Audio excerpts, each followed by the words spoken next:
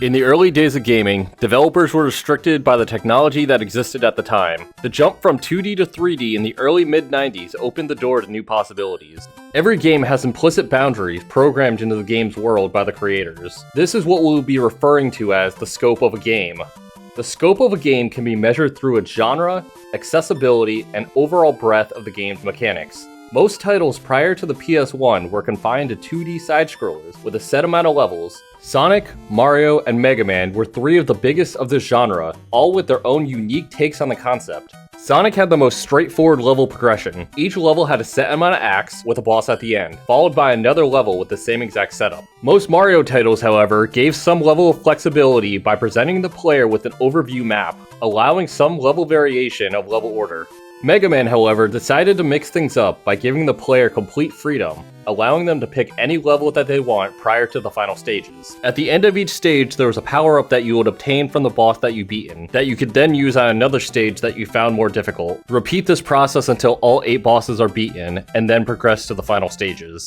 While these differences in philosophy can seem trivial to some, the linear nature of Sonic's earliest titles removes the layer of decision-making from the player in favor of getting into the core gameplay faster, but with Mega Man's level structure requiring trial and error with some level planning. Despite the restrictions developers faced in the earlier days, top-down adventure games and RPGs were able to overcome this challenge.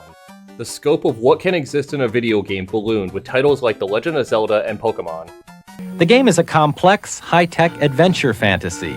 It can take up to 90 hours to successfully complete. Looking back, it's astounding that Nintendo was able to create these large open-world experiences for players to just explore at their own pace with no clear direction.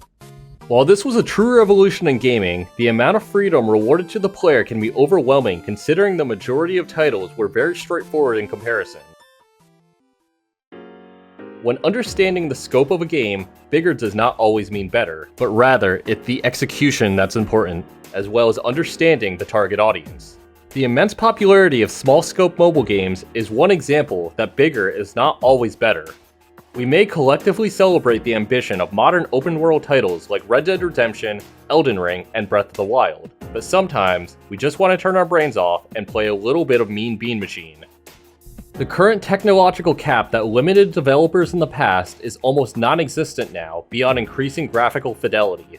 While the removal of limitations is great in a vacuum, game budgets have continued to immensely increase, with new AAA titles increasing the scope of games in the worst ways possible. Nearly every game is open world when it doesn't need to be. This creates fluff to pad out the runtime of a game in hopes that the forced, uninspired exploration in a beautiful yet lifeless world immerses the player into the story. Contrast this with the first Kingdom Hearts game, where each world you visit is ultimately small in scope, but is packed to the brim with hidden chests and interactions. For what these areas lack in volume, it more than makes up for it in exploration. Nearly every asset in the game can be interacted with in some capacity, with hidden rewards scattered about in some very abstract ways. The player is rewarded for experimenting with the environments by using various spells, which is rarely seen in big open world titles. The scope of many modern games have been reduced to pretty looking assets that are ultimately meaningless. We began to see this change in focus with the Final Fantasy series when Final Fantasy X dropped for the PS2. For the first time, we had fully voiced characters with unique facial animations and detailed character models. The environments looked truly stunning for the time, except this began the meme that would continue with Final Fantasy XIII as the Corridor Simulator. This criticism itself wouldn't be a big deal if it wasn't for the fact that the scope of exploration in previous titles were far greater than the latter half of the series. Dungeons back then were more complex in nature, with the trade-off being less detailed looking environments. This isn't to say that Final Fantasy X is a bad game by comparison. Rather, the scope and priorities were shifted to one that were more narrative-centric than the previous offerings with straightforward gameplay. In fact, it can be argued that Final Fantasy X's story is one of the greatest love stories, not just in Final Fantasy, but in gaming as a whole.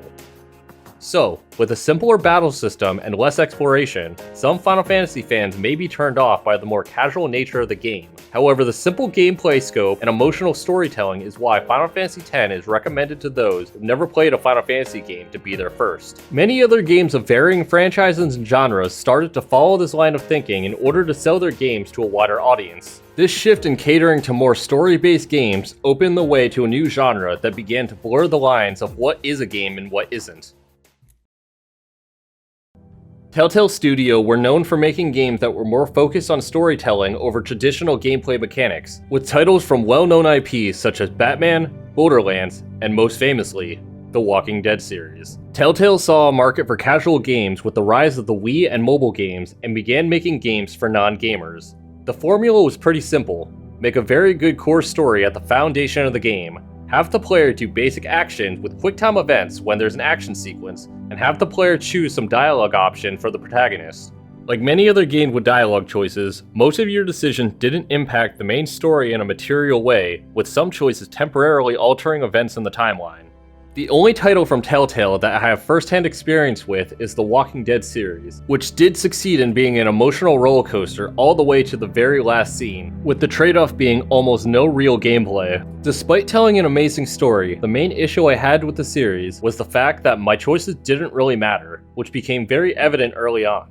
When faced with the moral dilemma of choosing who to save and who to let die, the effect was short-lived as the person you would save would die a few scenes later.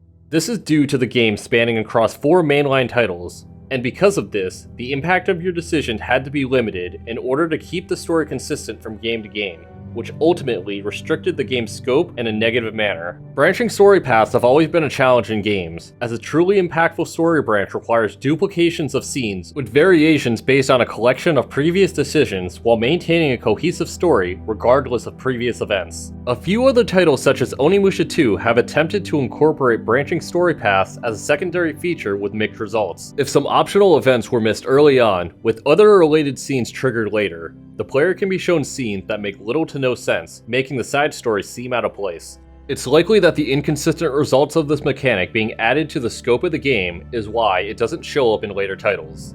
As of right now, the only 2 titles I can think of that truly pull off the branching story paths in a compelling way are Until Dawn and Detroit Become Human. Both these titles managed to take the Telltale formula and expand on the scope of branching story paths. They were able to achieve what the Walking Dead series failed to do.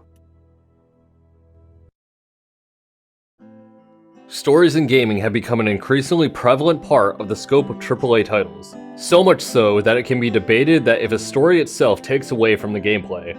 When breaking down what a video game is, it's quite literally a game played on a video display.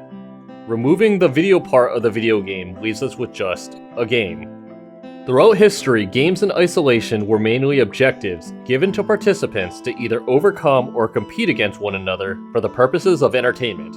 This can be applied to any sport, card game, or any set of objectives with self-imposed rules that one can come up with.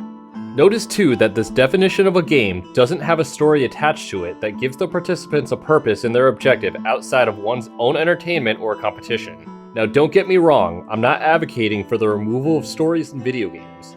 However, I'm simply asking the question if stories have diluted the core identity of what a game is.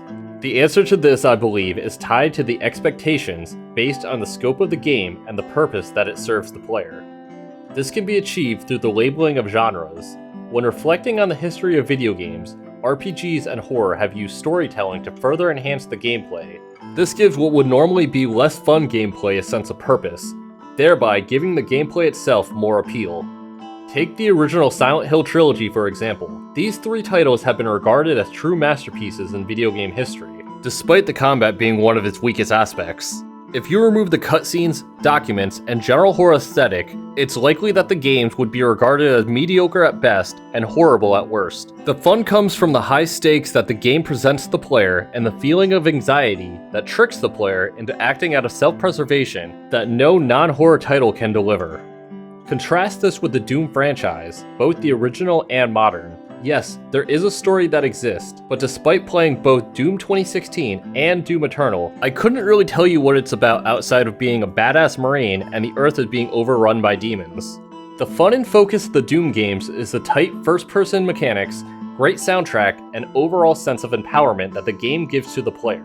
While playing through Doom Eternal, I noticed the inclusion of more story to try and make sense of the events that were happening. Except, I didn't really care. I just wanted to keep shooting demons. I kept finding myself skimming through the documents and waiting for the cutscene to end just so I can get back into the action. Playing Silent Hill, however, had the exact opposite effect, with each document and cutscene sucking me into the game more than the gameplay itself. These two series demonstrate the importance of knowing where to limit and where to expand the scope of the game's story and gameplay. Expanding the story in more detail effectively takes away from the experience of Doom Eternal, yet the inclusion of more gameplay mechanics such as dashing helped enhance the gameplay experience in a positive manner.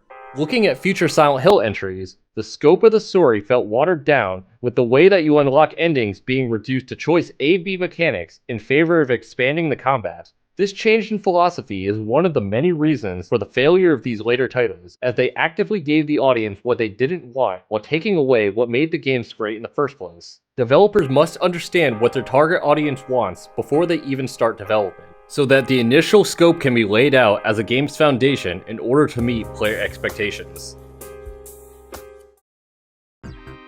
When analyzing a long-running franchise, it's easy to see gameplay patterns that exist from title to title, especially in mainline entries. Sonic is expected to run fast, Mario to jump on enemies, Pokemon to get the gym badges and win the regional league. The list goes on and on. This overall pattern is great for players who can't get enough of new iterations of the same core gameplay. However, this can stifle creativity and innovation for a franchise. So how does a stale franchise expand on the scope and establish new gameplay mechanics? Well, through spin-offs, of course. When a spin-off for a series is announced, players understand that the title in question can be a black box in terms of gameplay mechanics, but can be very rich in story. Take the Kingdom Hearts series' first spin-off title, Chain of Memories. The developers were able to experiment with a new card-based battle system, while telling the story that preluded the heavily anticipated Kingdom Hearts 2. While many have stated that the battle system was clunky, there was an understanding that this was not a mainline title, and further spin-offs on handheld consoles were able to continue the trend of experimenting with unique mechanics while delivering important story beats to bridge the mainline titles. It's also understood that most spin-offs are generally smaller in scope, allowing the developers to get the game out in less time, as well as to supplement the mainline games between entries. Like the discussion of who a game is made for, there's also the question of how many people a game is made for. It's obvious that a turn-based RPG is mostly exclusive to single-player experience, while party games like Mario Party have been geared towards having 4 people to play together at once. When determining the scope of a game, one of the key components is deciding if the game is geared toward a solo experience or a multiplayer experience. Yes, a game can have both. However, like other aspects discussed earlier, shooing in a multiplayer component into something that is normally a single-player game can have a negative side effect to the overall experience. Take Resident Evil 5 for example, a horror franchise that's normally geared towards a single-player experience that allows for a 2-player co-op campaign. This in and of itself isn't a bad thing. However, if you want to play the game solo, you're left with a subpar AI partner that you have to split resources with, as well as protect and rely on. The trade-off that exists is a greater 2-player campaign that's a lot of fun with a friend, but as a single-player experience, it's hampered down by needing to babysit the entire game. A common issue I find with modern games is the amount of bloat that's shoved into a game. Going back to the misconception that bigger is always better, games will create an empty world with nothing in it, a crafting system that's not needed, dialogue choices that have no impact, character customization that no one will ever see, side quests that feel like chores, complex stat menus that no one understands, and emotes that no one will ever use. With all this extra crap added in, none of it feels unique to any individual game. Everything feels like trends being chased and copied from other games that took a chance and innovated. Most games now feel like uninspired copies of one another while trying to widen the scope in order to appeal to the widest audience. But unfortunately, a game that's made for everyone is a game that's made for no one. I felt this way when I tried to play Horizon Zero Dawn many years ago. Both the melee and shooting mechanics felt like generic copies of older third-person shooters without doing anything to stand out. Not only that, but the crafting and stealth mechanics were extremely watered down. It's almost as if some higher-ups at Sony demanded that they're included into the game just because of their popularity. The puzzles also felt like they were kind of just crammed in at the last minute just to pad out the runtime. I can see the directors who are making this game just checking off boxes for every single game mechanic that they can squeeze in, without thinking of the repercussions. And during that time, I was getting hampered down by side quest after side quest that I just didn't want to do or care about whatsoever. I really wanted to like the game, but quickly realized that the scope of the game would stretch so thin to the point that I had all the popular game mechanics but executed on them all poorly. Sadly, I felt the same way when I tried to play the Tomb Raider reboots as well as Control. All 3 of these titles look great on the outside, but fell into the same trap of being a jack of all trades, master of none. Maybe it's just me, but a game is only as good as its best features. Sometimes, less is more. The scope of fighting games is one that's fascinated me throughout most of gaming's history. It's a genre that's barely changed in the last 30 plus years, yet continues to be beloved by many. Have a cast of characters with a unique moveset, start with a health bar, and fight until one's health bar is completely depleted or time runs out. Some additions have been made across history, like including SP bars for special moves, adding a 3D element, or providing a tag team function. These additions where they show up, however, don't change the core gameplay in a drastic way. From the first Tekken game to the latest, the core gameplay is nearly the exact same, as well as Street Fighter, Mortal Kombat, Guilty Gear, and many other multi-entry fighting games in existence. Fans largely do not want the game to change drastically from entry to entry, with updates mainly being to balance out movesets and add new characters.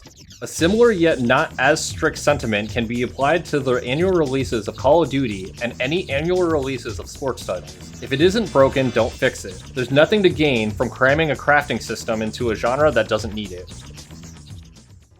When you put on a movie, there's a baseline understanding of what to expect. A kid's film should not have blatant sexual jokes, comedies shouldn't try to scare you, and action movies aren't there to make you cry, etc. That's not to say that a specific movie can't squeeze in secondary aspects into the scope of the film, but understand that it can take away from the main focus of the film. Throwing in too many jokes into a serious movie dilutes the seriousness of the story. Too much focus on a love story can take away from the action, and too much political messaging can make a comedy less enjoyable. I am Groot!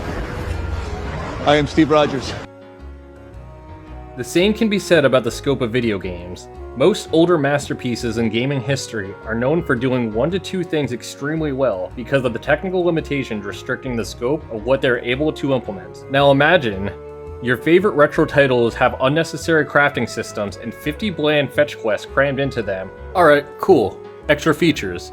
But the trade-off is an overall watered-down experience. That's not to say, though, that big scope games are bad. It's simply a matter of thoughtfulness and care. The perfect example of this is how Rockstar handles the Grand Theft Auto series, by having massive maps, hundreds of quests, and an interesting story. The trade-off, however, is the long development time, with Grand Theft Auto 6 being in development for over 10 years at this point, with an unmatched amount of hype behind it. Broadly speaking, there are 3 main mechanics to the scope of a game that is correlated to its quality. The quality of the individual mechanics, the number of individual mechanics within the scope, and the production time. A game that is narrow in scope can be made quickly without sacrificing quality, but a game with a wide scope will have quality issues unless longer development times and increased production costs are given to it. This is not to say, however, that longer development times will always equal a great game, since many titles like Duke Nukem Forever were in development for over 12 years without much to show for it. This is based on the assumption that time is used efficiently without internal conflict among proven developers. We can see what happens to large-scope games with little time given in the form of Pokemon's 8th and 9th generation titles on the Switch. Game Freak is given approximately 3 years to make a new mainline title for the series that has an ever-growing number of Pokemon to animate and balance, alongside a new story, characters, lore, and regions. With the scale that Pokemon has, it's no wonder that the National Dex was removed, considering new 3D animations for every attack and every Pokemon would need to be made in addition to everything else mentioned too. So how does Game Freak pull this off? Well, they don't.